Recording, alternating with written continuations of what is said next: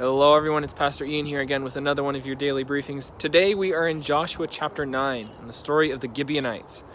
So, where we left off, the people of God had just destroyed the city of Ai. God had given them this victory, and they're riding high. They're on this win.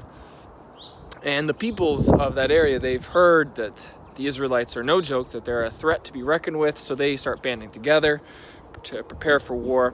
And the Israelites get a few emissaries, these messengers from a people called the Gibeonites. Now, the Gibeonites were a neighboring group to the Israelites, but they decided that they were going to play a trick on them because they knew that they didn't have the strength to fight them. So they basically filled their bags with moldy bread and their wineskins with bad drink, and they basically say, when they go to the Israelites, look, we've come from such a faraway land. We've heard all these good things about the Lord your God. We've seen all the miracles that he's done, etc., etc. And we want to be allies with you. We want to have peace with you. And then they give the Israelites the bread, and so they eat, and so they drink, and they think, okay, well, the story makes sense. And so they make an agreement that they promise not to touch the Gibeonites. Only then to find out that the Gibeonites are actually their neighbors. And then the people of God are furious. They're saying, we can't touch them. Now we have this threat on our border because we made an agreement before God. The important thing in Joshua chapter 9 is twofold. The first is there's a specific verse that says, but they did not consult the Lord. They did not take this promise to the Lord. So basically, the people of God did what they thought was best. They used whatever information they had about the Gibeonites, they used their good judgment, and it turns out that their judgment was wrong, that they made a mistake. They were deceived by not only the moldy bread and the foul wineskins, but also just the kind words that these people used to describe the Lord their God. And they were hooked into this agreement. That's the first thing. They didn't consult God. They just did what they wanted to do. And the second thing is that because as Christians we are encouraged to be truthful, to tell the truth, to be honest, we are in many ways at a disadvantage when it comes to dealing with people from the world.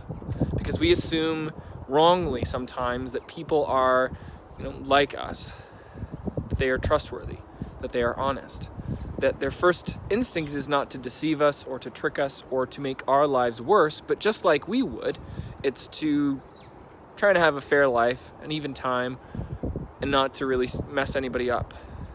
But that's not always the case. We live in a world where, there are plenty of people who are not thinking for the good of everyone, but for the good of themselves. The Gibeonites had a reason. Their reason was because they didn't want to get hurt by the Israelites. They were threatened by them, as they should be. The Israelites were a threat.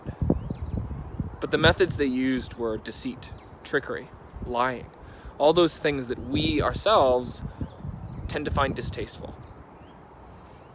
And that's why it's so important to consult with God before we make important decisions, before we look to decide what job do we want to take, what career, do we take a promotion or not? Do we, even go on a date with a person? Do we marry a person?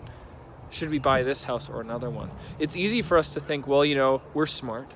We can figure it out for ourselves. We can just make our decisions based off of what seems to be the best thing to do.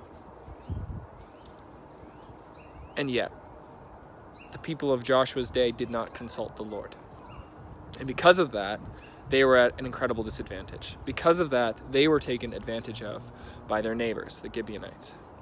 And for that reason, our encouragement today is to consult with God before we make our choices, not after the fact. Once we've made the mistake, it's too late.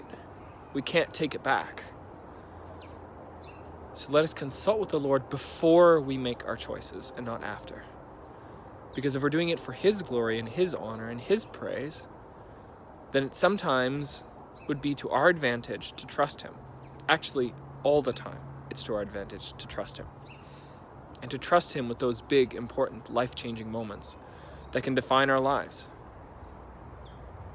Let us not be like the people of Joshua's day who did not consult the Lord. And let us be on guard for people who seem to be nice and friendly, who have sweet, good words to say about God or the church or us. I once had a professor and he said, flattery will get you everywhere. Be on our guard. for people who seem sweet and wonderful. Don't just take people necessarily at their word. Trust the Lord first, and then people second. Amen.